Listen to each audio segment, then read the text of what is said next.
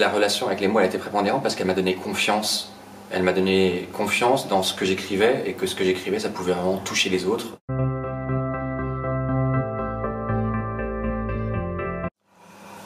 L'écriture, pour moi, a commencé au divorce de mes parents. J'avais 7 ans. J'ai été pris apparemment d'une grande tristesse, une tristesse suffisamment grande en tout cas pour que ma mère ait l'idée de m'offrir une machine à écrire, Olympia. Donc une machine avec des tampons encreurs et où on tape un peu comme à la police. Et j'ai commencé à écrire mes petites histoires donc, à ce moment-là et à soumettre d'ailleurs des premières histoires et à recevoir des premiers refus de Nathan et d'autres maisons comme ça, jeunesse, à mon plus jeune âge.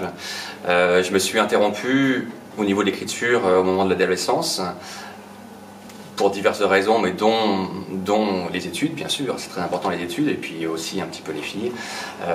Mais une fois que j'ai commencé à travailler après une école de commerce, le premier jour, j'ai compris que le travail n'allait pas me suffire, et j'ai ressenti ce besoin d'écrire au jour le jour, et c'est un besoin qui m'est resté toutes ces années, et qui a évolué.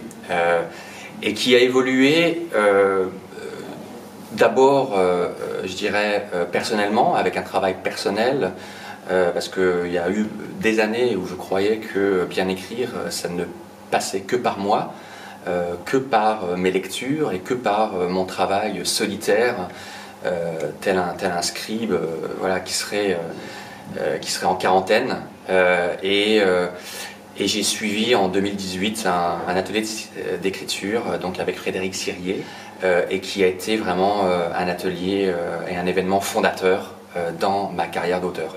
Et ça a été cet atelier d'écriture a été fondateur pour moi parce que j'ai bien sûr appris de Frédéric, mais j'ai aussi appris à travers les autres, à travers le regard des autres sur ce que j'écrivais, et aussi les regards croisés sur différents textes entre les participants à cet atelier. Et donc c'était une façon accélérée pour moi d'apprendre à écrire à travers donc ces regards croisés des autres. Et après cette semaine-là, il s'est passé beaucoup de choses dans ma relation avec les mots. J'ai fini un manuscrit que j'ai fait lire à Frédéric, qu'il a aimé, que j'ai soumis à un concours qui s'appelait La Rencontre, qui était organisé par les mots, et dont j'étais un des heureux finalistes, donc parmi 10 je crois, sur 150 ou 160 au départ. Donc ça m'a donné beaucoup de confiance, beaucoup de courage pour la suite, et après j'ai écrit donc, quelques autres manuscrits, dont Courir encore, qui est le premier roman que j'ai publié aux éditions Maya sous mon nom, et un livre dont je suis très fier. Et cette année, en janvier, donc 7 endroits où disparaître, un recueil de nouvelles bilingues français-anglais est sorti avec les éditions Chloé Délices, qui est une petite maison d'édition belge indépendante à compte d'éditeur, et qui ça a pris beaucoup de temps, mais ils m'ont bien reçu et je suis bien content que ce livre existe. Et je crois que vous voyez les livres dans mon dos. Alors, j'ai rencontré donc Pierre-Antoine Nicolai, donc, qui est le directeur éditorial des éditions Maya, fin 2020. Donc je lui avais soumis mon texte qui s'appelait à l'époque De l'autre côté du pont. Et il a bien aimé le texte, il m'a téléphoné, on s'est parlé plusieurs fois, sur plusieurs semaines. Et puis après, j'ai signé donc avec lui. Et on a préparé un événement qui devait se passer, je crois, le 12 mars 2020. C'était à la librairie La Tête Ailleurs, dans le 11e. Et puis on sait tous ce qui s'est passé. Covid est arrivé, les librairies ont fermé, les événements ont été annulés.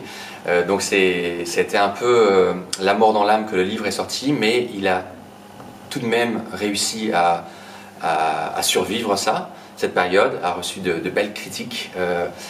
J'ai eu de beaux commentaires des lecteurs, d'associations aussi, parce que c'est un livre engagé sur la mort in utero. Ce qui est important aussi dans ma relation avec l'éditeur, c'est une relation de fidélité, parce que depuis que ce texte est sorti, j'ai eu d'autres maisons bien plus grosses qui m'ont contacté et qui m'ont demandé si ce texte était encore disponible, et j'ai dit non, il est publié maintenant.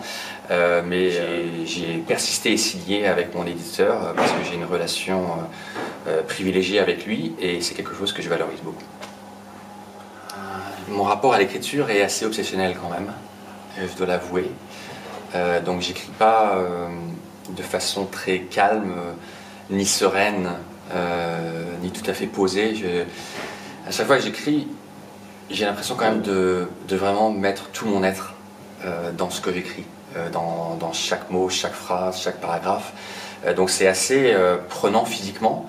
C'est pour ça que je fais ça quand tout le monde est couché, pour que personne ne me voie dans cet état de transe. Mais c'est vraiment une routine journalière. Quand tout le monde est couché, quand femmes et enfants sont couchés, c'est ce que je fais pendant 2-3 heures tous les jours, ce qui fait que je ne dors pas beaucoup, environ 5 heures, mais c'est pour la bonne cause. Le rôle des mots a été prépondérant pour moi, parce que au-delà des techniques que j'ai apprises au contact de Frédéric Sirier, mais aussi au contact d'Élise Nebout et de la team Les Mots, avec mon manuscrit qui faisait partie de la rencontre, et où j'ai eu des commentaires d'eux et aussi des éditeurs. Donc c'est vraiment, la relation avec Les Mots, elle a été prépondérante parce qu'elle m'a donné confiance. Elle m'a donné confiance dans ce que j'écrivais, et que ce que j'écrivais, ça pouvait vraiment toucher les autres, donner des émotions, et que les autres reçoivent quelque part les émotions que je voulais transmettre en écrivant de la façon dont j'écris, qui est quand même un peu particulière et singulière, m'a-t-on dit. Et j'avais pas eu cette validation-là avant. Donc c'est quelque chose de très important. Et puis aussi, la chose que Les Mots m'ont permis de comprendre, c'est que le monde des écrivains n'était pas fermé. Les écrivains, c'est des gens comme vous et moi. On peut leur envoyer un gentil message, il faut toujours être gentil et respectueux, tout le monde est très pris, mais on peut leur envoyer des gentils messages sur les réseaux sociaux, si on a une question, si on a bien aimé un de leurs livres, ça c'est une bonne chose à faire, écrire une petite critique, voilà, et puis ce faisant, petit à petit, créer une relation de confiance et d'échange qui puisse être bénéfique des deux côtés. Et moi, c'est ce que j'ai fait depuis 2018, mais de façon hebdomadaire. Et aujourd'hui, donc, j'ai un réseau, je dirais, d'écrivains, de journalistes, d'éditeurs, petits et grands, autour de moi, qui fait que je sens que je fais partie de ce monde.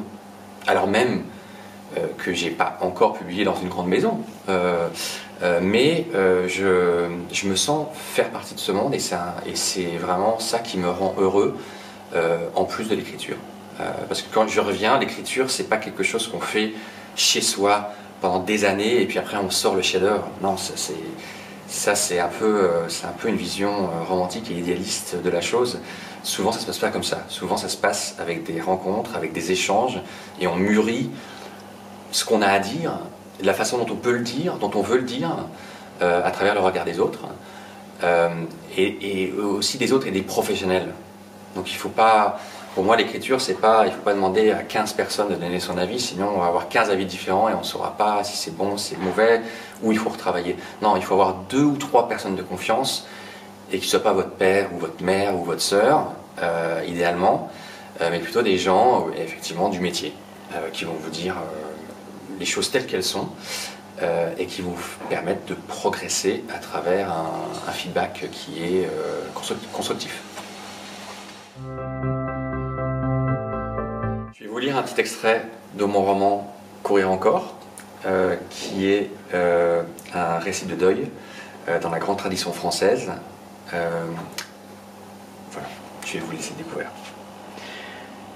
Combien de temps faut-il pour mourir ainsi? 1 ou 2 minutes, ou quelques secondes seulement? Cela dure en tout cas beaucoup moins longtemps que l'interminable marathon que je vais devoir subir pour lui. Heureusement que je suis descendu du train. Il y a un peu d'air ici. Je me sens mieux.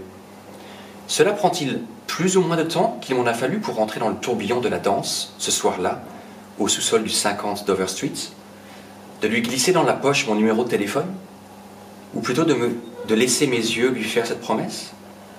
Car regarder Dana partir dans son taxi sur Piccadilly, attendre que son black cab disparaisse dans la nuit, comme nul autre homme ne l'aurait fait, c'était déjà promettre.